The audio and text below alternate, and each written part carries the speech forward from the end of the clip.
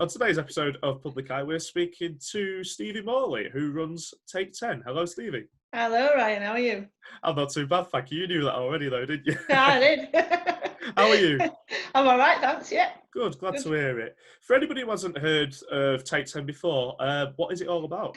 So Take 10 is a mental health and suicide peer support group based in Dewsbury.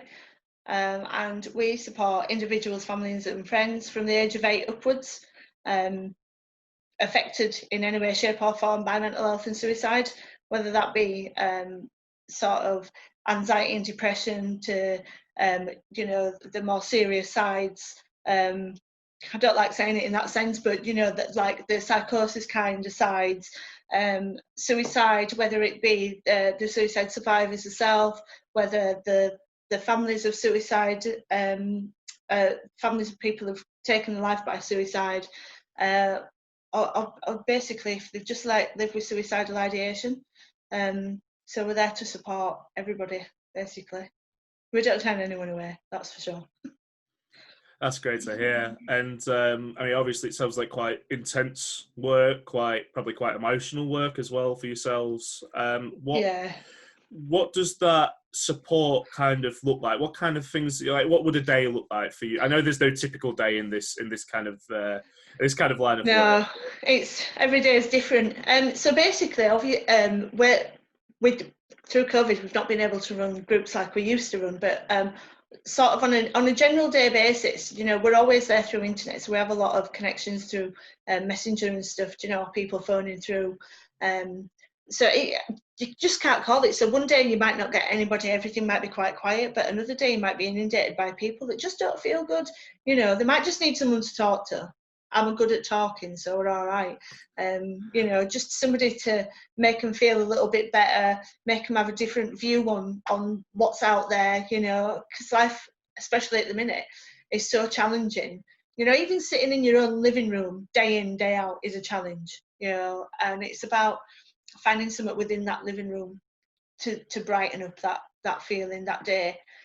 So we've done a lot of like internet talking. We've not really had many Zoom meetings because it doesn't always work, especially for mental health. Just because if there's people coming on Zoom meetings who don't know each other, they're like a little bit shy. To be fair, I think it's a bit intrusive sometimes, and you can get up and walk out of a room, but then everyone's going, where have you gone? Whereas if you're in the same room, it's easy to sort of like know what the score is, if you like. And so every day is different. I can't actually tell you what a day is like. It's just random, like full of randomness. So we might get phone calls. We might not get a phone call at all until 10 o'clock at night. And then I might have a crisis call. People have already been in contact with the SPA team or such like, or they've not managed to get through, because we're forgetting that we only have one crisis team. We've only got one team that's working the whole of the area, so they're out there. It's not that they're no good, it's that they're very busy, so we fall as a backup sometimes. I might go out to a crisis, somebody maybe saying that they're attempting their own life, go to Scammerdon Bridge or to the woods, wherever somebody is, and just go out there and sit and talk to them until we can get some different help. When groups are running, a day at group is bonkers. It's great. You never know what's happening. It's very unstructured. We have no structure to it whatsoever, apart from you come in and you get a broom, because we never know what's going to happen when them doors open. We like to say that we have this and this going on, but this and this might turn into that and that, and in a complete different order to anything that's going to happen. So it's just, and it's not like a free for all either.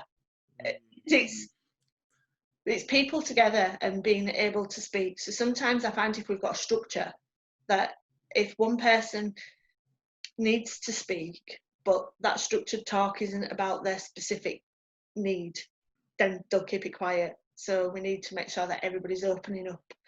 So we just have an open discussion. Obviously, we've got some counsellors there who back us up. We've got Sue, she's one of our counsellors. She's there for anybody to speak to at any point. We've got like life skill coaching. So there's all sorts can go on. Some meditation work. And then we've got a youth group. So on a Thursday and a Friday, on average, we run our youth groups. As youth groups are from 8 to 16 years old, and they are full of adventure and joy. That's what I'd like to say about them. So, and therefore, any youth that maybe, again, young carers, people that are suffering with mental health themselves, people that are looking after people, we just like to involve everybody. We do cooking, life skills. We do a lot of tree hugging. We like to get out into the environment, even if it's to sit outside in rain. Some people go a bit mad, but they've got brollies, do you know what I mean? They've got coats on. Just because sometimes feeling that outside touch is what's needed. So yeah, it can't be called, unfortunately. It's not a typical 9 to 5 working job where you're going to go into office at 9 and then you'll finish at 5, and in between that you'll have dinner and tea. That might not happen, you know. And because it's all voluntary as well, I think there's a different aspect with when you do, I don't mean this wrong, but when it's a passion that drives you to help people, you want to help no matter what, you know. So when you normally clock off at 5, people clock off and go home, and if they got a call, they'll be like, oh, I'm not working now. Well, if we clocked off at 5, by the time that phone rang again, we'd be back in office, you know, where we've just got our own place. So and me and Sarah, who's the vice chair who works by my side, we just live in it. Basically, we just need to open up now. We need COVID to disappear so that we can get people in there, because obviously, again, anxiety with mental health is with COVID, is sky high. So people don't want to go out and meet. No, and it's a shame in a way, isn't it? Because of course, you know, it sounds like a lot of what you do is face to face, and Yeah. I mean, I can certainly relate in terms of the anxiety of a Zoom call. A lot of what I do is via that, and it's funny. A friend of mine actually told me the other day. Apparently, part of it is the fact that we as human beings are so reliant on eye contact with one another. Yeah. And of course, I'm looking at your eyes now, but actually I'm not, because your eyes are up here at the camera. Yeah, it is. It's very off-putting, and it is, you know. And there's a lot to be said by somebody's eyes, and do you know what I mean? And for me, even this for me, you know, it's so out of ordinary. I mean, I don't mind doing it for the goodness of 10 and for the people that I support. Would I like to do it otherwise? Probably not. You know, I don't think I were made for TV at all. But yeah, it's a massive barrier. So during COVID, I've been going out supporting one of the local girls, Tanisha Bramwell. She runs Bramwell Sports, but she's been doing like food packages and stuff. So we've been doubling up, and we've been going out together. So we've done both. So if people with mental health illness have phoned in and they need food packages or whatever they need, we've gone out together. And then obviously, if they need to talk, then I'm there. So that connection's still been going on. There's been so much done through COVID that people don't realise in the background, that I think once COVID's over and we start to open up a little bit more and talk about things, that people are going to be wowed by actually what's out there and what we're doing. You know, not me, just me myself, but within the community, what people are doing. You know, we're not just locked away.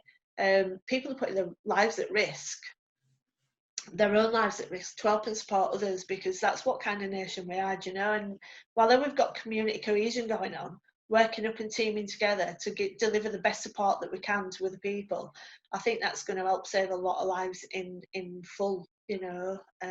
But yeah, COVID's got a lot to answer for. It has indeed. I want to come back to something that you said a bit earlier on, actually, kind of linking it with what you've just said there as well, about the kind of people who get involved with it and, you know, who are helping out. And I'm really interested in what you say about it being voluntary as well. So, yeah. It almost sounds as if what you do at Take 10, and again, correct me if I'm wrong, it sounds as if you're kind of filling a gap between the kind of really formal help, which again has its place, Yeah. but again, quite often resources are stretched and things like that. And then the kind of informal support groups that many of us have, friends, family, things like that. And you're kind of somewhere almost in between, filling what sounds like a necessary gap, really. Yeah, definitely. And speaking with professionals, sometimes that when we go out to calls, or even such like the SPAG team, the suicide prevention organisation and groups and stuff like that, local community officers, like South Yorkshire Trust and stuff, getting together and speaking to all the professionals in that background as well. It's come about that actually groups like ours are so needed within the community, because, for instance, as I said, people are phoning up like the crisis team and such, and it's not that the crisis team out there and they don't care, it's the fact that the crisis team are out on crisis calls, and the actual recording is, we'll get back to you as soon as possible. Well, that person might not have a as soon as possible. That soon as possible needs to be now. So if they've got an outreach like us where we can go, where they can go and reach out to, it's filling that gap, like you say, and it's giving somebody that comfort in knowing that people that understand where they are. So we're all volunteers with lived life experience, so we've all got some form of mental health background or suicide understanding background, which for a whole team to be run by that is quite unusual. I think it's put barriers sometimes, because sometimes people, and we have been said, they'll go, oh, they've let a load of nutters run a group, and I'm like, yay. Because that's the kind of group we need to be running, because we know the situation. If you come into group and you sit crying, there's many times in group I sit and cry and I'm talking through my tears and nobody even batters an eyelid that you're crying. Do you know what I mean? They pass you a tissue, get you a cup of tea. You don't need to be drawing attention to the fact that somebody's upset, or if people are having a panic attack. Like, people see panic attacks in supermarkets and stuff, and people freak out. They're like, oh God, call an ambulance. I'm like, no, we don't need ambulances. Let's just talk through this. Let's just help someone. Because when you've been there and you live it and you know what it feels like, then you can help people. Just the same as people that have got like prosthesis.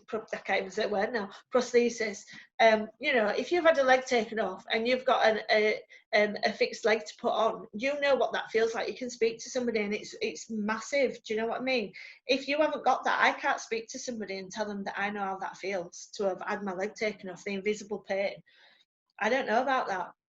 So I'd be no good at even trying to support somebody.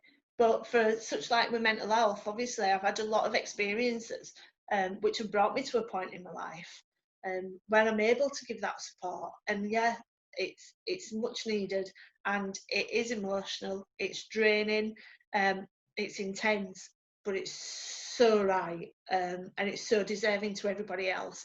There's no better feeling when you know that even a child, an adult, a family member, a group of youths that have been at crisis or really struggling, that you've helped them. They might send you a message later on and put, thanks for today, it was amazing. And they put that thanks for today like you've been there all day. It could be 10 minutes, but that to them is a whole day. It's their lifetime.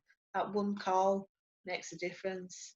Yeah, we've had a few conversations about mental health and things like that already, more informally, and I do wonder whether is it that lived experience, because we both have lived experience of mental health conditions, right? Was that lived experience part of your reason of kind of setting Take 10 up in the first place? Yeah, definitely. Yeah. So and I'm not ashamed to tell people. So I'm not bothered. So I had a really tough time, a really tough ride. I had a massive breakdown, and the only thing that I knew that I needed to do would end my life. Obviously, I didn't, but I tried, and I took a massive overdose.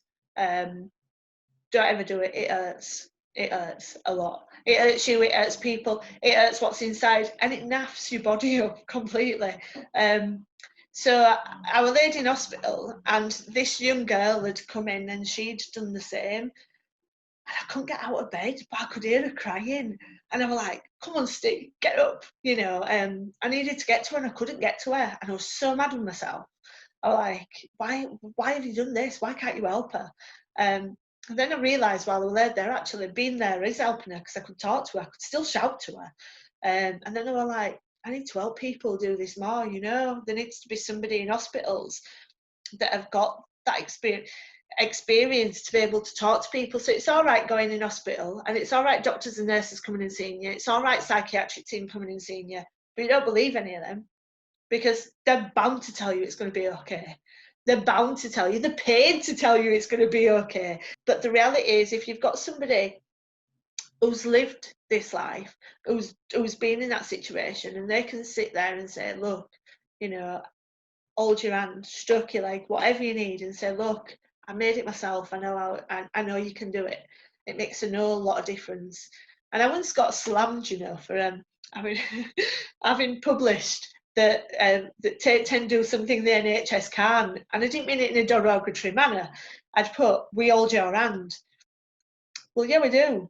There's no law against me holding your hand. You know, if you were to phone up, right, and I'd come and sit and hold your hand and we talk through it. But ain't no CPN going to come and sit and hold my hand, because they're not allowed, you know. And that's what I was saying. It wasn't a case of we're doing a job that you can. I'm just saying we do something that you can't do. It's that closeness, it's that feeling of understanding, and we all know we're human beings. Touch is a massive thing, you know, and not being able to sort of, I can share my story and say, look, I do understand this is a situation, I've been there, you know what Take 10 is, and that's why people reach out to us, because they know that if I've not been there, if I've not been in that situation, there's going to be somebody within my team. I pull different people in, you know. I'm not like the Oracle, you know. I pull people in, so I'll be like, right, who do I need to phone to come with me for this call? You know, who do I need to take with me? Because there'll be one person that's good at this thing, there'll be one person that's good at that. So if it's a youth, I'll phone one person. If it's an older person, I'll take somebody else, because they've got different qualities, you know, and different experiences. So it's filling a massive gap. And the only thing that we ever want from it is people to continue phoning us, people to continue reaching out. And I'm sure they do as well. And I think, again, if getting the word out there more about what you guys do at Take 10 helps with that, then absolutely. I hope this video helps, even if it's just one person. Do you know what I mean? If it was just one person Definitely. who maybe wouldn't have done it. Yeah. What you say about touch, I saw a poster the other day. It was one of the Macmillan posters. I saw like a Macmillan nurse holding somebody's hand, and I think that maybe in a slightly more subtle way, but again, still the same message. It's filling another gap. Yeah. And the other thing, of course, is, I imagine, is that a lot of doctors and nurses probably will have also had lived experience of these things, but as you say, because of their code of conduct, definitely, for right or for wrong, you know, they can't really go into that, and they can't really do those things because it's seen as unprofessional.